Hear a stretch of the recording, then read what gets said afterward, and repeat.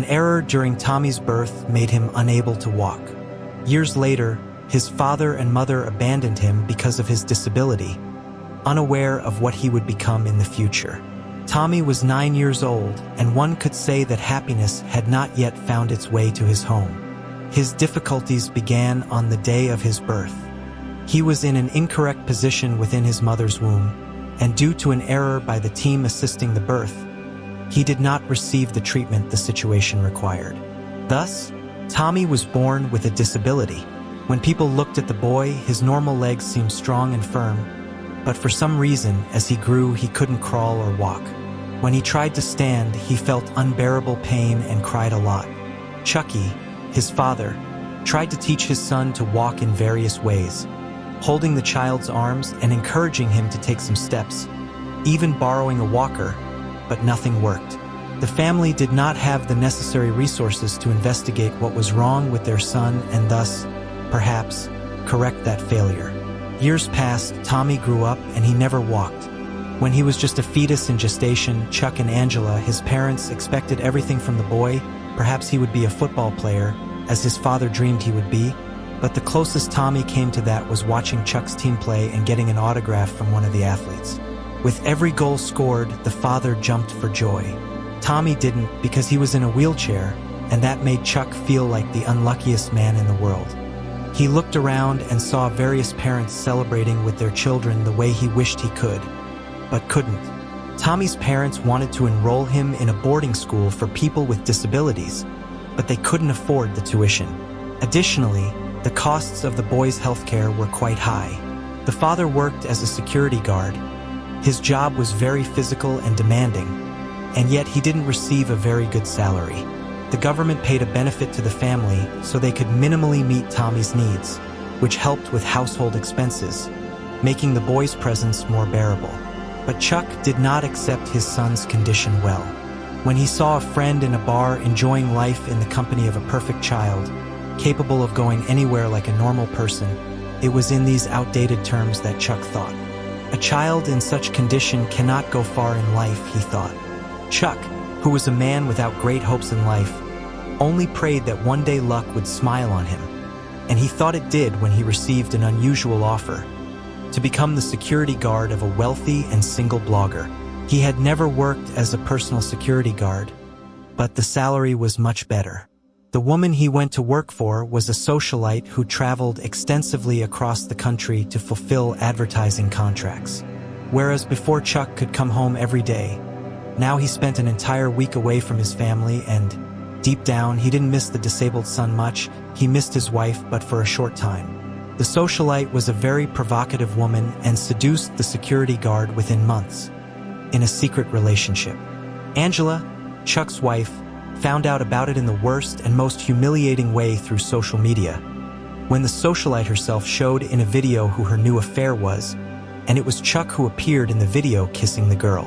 Angela felt an uncontrollable fury. After that, Chuck didn't even try to apologize because he knew how despicable he had been. However, he made it clear that he would not give up his job or his affair with the blogger and assured her that he would continue to pay child support for Tommy, but he wouldn't return to the life he had. Now, Angela was alone with a son to raise and a ton of new worries on her mind. As Tommy needed constant care, the months she lived alone with him were tough, where she couldn't look for a better job or study to improve her resume. At least she had government assistance and a good meal voucher. She felt guilty for not being a good mother, but felt an even greater guilt when she caught herself thinking how she would have had a better life if she hadn't had a child. Leaving the house with a boy was always an adventure. The wheelchair was not motorized. It had been donated. It was old and required strength. A trip to the supermarket with him took twice as long as Angela would take alone.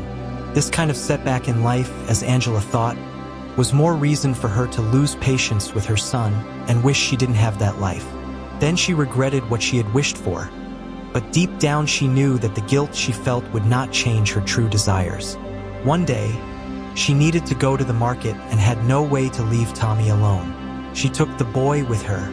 She had to cross the large square that bordered the avenue. People used the place to play sports, walk their dogs, or just sit and have ice cream. On that day, the movement of the place was as usual. When they reached the square, Tommy wanted to take control himself. She walked ahead. The problem was that Tommy ended up getting stuck between the walkway and the lawn. He tried to go back and move using the strength of his arms, but all he managed to do was lose his balance and fall with the wheelchair on top of him. Now he was crying and struggling to try to crawl and get out of there. The sound of the boys crying and struggling made several people in the square look at the scene, confused, and Angela looked back. When she saw her son on the ground, attracting everyone's attention, she felt embarrassed and angry. The boy called for his mother, stretching his arms towards her. Now everyone knew who the mother of that boy was. With hard and determined steps, she continued walking forward. Angela didn't want to feel judged. She thought she had to find a way to change her whole life, while the boy fought to get out from under the wheelchair. The woman kept moving forward until she crossed the square, losing herself in the crowd on the other side. Meanwhile, a brand new car parked in the square. A man jumped out of the vehicle and ran to Tommy. He put the wheelchair in the correct position and helped the boy. Looking around, he didn't see any responsible adult nearby, so he took the wheelchair to his trunk and put Tommy in the back seat of the car. The boy was crying softly, asking for his mother. "Little guy, we'll have to look for your mother." "Okay," he said to reassure the child. The man drove around for 30 minutes but did not find the woman he had seen in the square, to whom Tommy had stretched his arms, not knowing what to do or where else to look. He went home, taking the boy with him. Upon arriving, Tommy noticed that it was a large and beautiful house. "You'll stay here until we find your mother, all right?" Then, Tommy learned that the man's name was Kaler. It was a brightly lit house, full of comfortable furniture. When he was placed on the couch, he sank into the upholstery. He called the cook and said there was a guest that night. The woman promised to prepare the most delicious pancakes Tommy had ever eaten. Although it was a completely new house with unfamiliar people, that had been a very enjoyable night for the boy.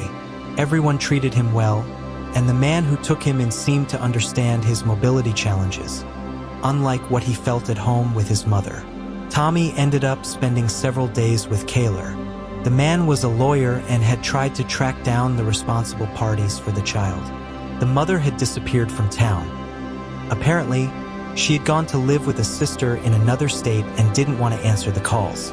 Not wanting to discuss the matter said a lot about her opinion of her son, he thought. His father, Chuck, was easier to find. He was still the boyfriend of the internet socialite. He said his only obligation was to deposit monthly money for the boy and couldn't do anything more. Angela didn't want to keep him. When he asked if he could not take the child to live with him, he had to respond that it was difficult. After all, he was going through a complicated phase of life and the relationship.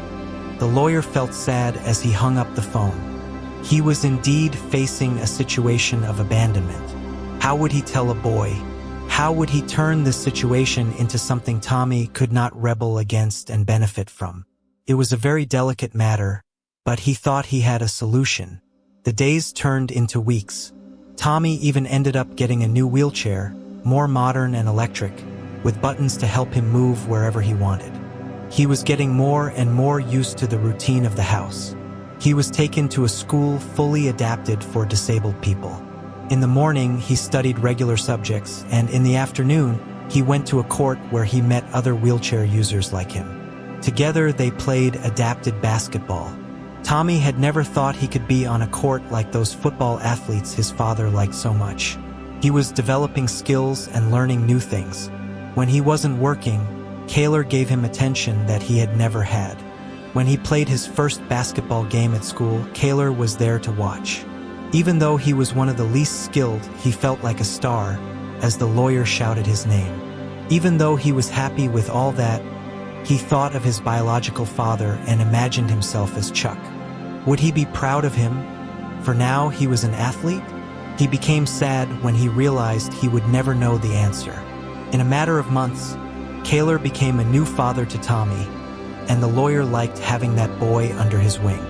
He had been married before, but the union lasted only a short time. Besides relationship problems, his wife couldn't conceive at all. Many tests were done, and it was finally diagnosed that the man was sterile. This contributed greatly to their separation and also to a decrease in the lawyer's self-esteem. But he realized that since Tommy entered his life, everything seemed much better. In a way, he had restored confidence in himself. One day, after picking up Tommy from school, he said he had 2 pieces of news to give to the boy, and one of them was not easy at all. Tommy's heart raced. "The lawyers at my office informed me that your mother passed away, Tommy. She had a brain aneurysm 3 weeks ago and didn't make it in the hospital. I'm sorry." Tommy was paralyzed and had no reaction. Kaylor pulled the boy to him and hugged him. Tommy wanted to know how he found out about it, and then the man handed the boy a folder. It was full of documents the boy didn't recognize. The man took one of the sheets and pointed. "Do you know what this is? It's a judge's signature. He agreed to have my office find your mother. I wanted her signature on this paper so I could adopt you. And do you know what it says here? Now, if you want, from today on, you are as if you were my son, and you can live with me forever." Tommy hugged Kaylor tightly. Now his realization had finally sunk in. He would never see his mother again, which made him cry for hours and then for days. Although this was a turning point in the boy's life, something even more unexpected was underway. A few weeks after becoming Tommy's legal guardian, the lawyer decided to take a car ride with him to a large building with a red cross. The boy knew that was a hospital. His memories in these places were of pain, not to mention all the frustration he had seen on his biological parents' faces the few times they tried to cure Tommy. But Kaylor saw and encouraged him to be strong and trust what was going to happen inside. Tommy lay on a machine that looked like a spaceship. When they returned home, a man and the boy sat down for a serious conversation. What Kaylor had to say could change everything for the boy. So, the lawyer said it was possible for him to walk again. Tommy seemed not to believe it and forced the guardian to repeat it. He was happy and wanted to laugh, but he could only cry. Kaylor hugged the boy's head and explained that he could walk, yes, but first he would have to undergo a very delicate surgery. After that, everything would depend on that surgery and how he would recover. The doctor who performed Tommy's operation was experienced and a friend of Kaylor's since adolescence. What he did for the boy was not just the duty of a surgeon, but the work of a true artist. Even though it was a success, everything depended on the recovery. That's why Tommy needed several sessions of physical therapy. When he left the hospital at the end of the first month, he thought he would already be walking and playing basketball with his schoolmates. He even imagined a video he would send to his biological father and wondered what Chucky would think of it. But his rehabilitation was far from over. He needed not only to regain strength in his legs, but also to learn to trust them and use them as he had never used them since he was born. It took months for him to become more confident and steady, but gradually he was walking. When the pain practically disappeared, he managed to go to school for the first time without the wheelchair. It was slow and he limped, but everything went well. His classmates even applauded when he arrived completely standing. It would still take time before he could run or play sports, but Tommy was happy to have come this far. And indeed, he recorded a video of his achievement and sent it to his biological father. Chuck replied that he was glad for the boy and wished him all the luck in the world. And that was it, not even a promise to visit was made. Kaylor comforted him, saying that some people were like that, taking time to realize what really mattered in life. In the following years, the boy devoted himself to school and physical activities. He got to the point of walking like someone who had never had leg problems. He couldn't play sports for long, but he enjoyed watching the games, a hobby he always thought he inherited from his father. Tommy finished high school and went on to university, becoming a doctor. He got a job at the same clinic center where he had been operated on years before by his adoptive father's friend. From a disabled and abandoned boy, Tommy had become a well-established man in life. He lived long enough to see all his development, but a heart attack took the lawyer from this world at the age of 60. The funeral left Tommy devastated. took him more than a month to recover. When he finally got back to the normal rhythm of life, he took advantage of a winter holiday to go to the city stadium to watch a soccer game. On the way out, after deactivating the alarm of his beautiful new car, an elderly man approached him, asking for money to eat and stay warm. So, he took out his wallet, and before handing over a $20 bill, he managed to see the man's face clearly. The shock made him pull the bill back, unless he was hallucinating or very mistaken. That elderly gentleman was Chucky, his biological father. He was weathered by time and full of wrinkles, a sign that the good life he apparently led when he abandoned his family ended very quickly. The clothes were old and not enough to ward off the cold of that season. Without understanding why that man had pulled the bill back, the old man looked at his face. The astonishment on Tommy's face soon infected the gentleman, who finally realized who that man was. "Do you know who I am?" Tommy asked. The old man said yes and lowered his eyes, ashamed as never before in his life. He gave up taking the money and turned to leave. Tommy quickly grabbed him by the arm, asking him not to go. Chuck said it was better for him to leave. "When I lived with you, your life was very bad. When I left, everything improved. Just look at you now," he said with tears in his eyes. "I thought it would get better away from you too. But my life was like a rocket. It went up until it had nowhere else to go and then crashed to the ground with nothing." Tommy learned that his father had had a comfortable life alongside that socialite from years ago, but the woman lost interest in him years later and began to get involved with other men. Older and out of shape, the security jobs he found paid much less. He found himself homeless, penniless, and without family. It was at that time that he saw his son walking through a video sent to him, but he had no way to cross the country to see Tommy. He realized then that the problem had never been the disabled son. The problem was him, a selfish and ignorant man who abandoned his wife and son. The boy led his father to the car, saying he would be warmer there. "I don't deserve your forgiveness," Chuck said right away, recognizing his guilt. "But I'm not forgiving you yet. Not only do I not want you to die of cold." So father and son, an old man dressed in old clothes, and an elegant man walked together against the cold back to the car. Chuck's steps sometimes faltered, so Tommy supported him throughout the journey. People leaving the stadium looked surprised at this scene. Tommy was grateful for everything his adoptive father had done for him, but he also knew that he had spent his life wishing his real father would see who he was and had become, and that was now happening. And he was also understanding who his father really was, a flawed man, but now, perhaps closer to the end of life, willing to acknowledge his mistakes. The doctor didn't show resentment. He had a second chance at life, and now it was his turn to do something for someone. When Tommy started the car and left the parking lot, Chuck said, "You can drop me off at the city shelter." Tommy smiled at his father and replied, "No, you're coming to my house. It's time for you to prove to me that you've changed." If you enjoyed the story, please leave a like. This other video that is appearing on the screen now will probably also touch you. Enjoy and see you in the next video.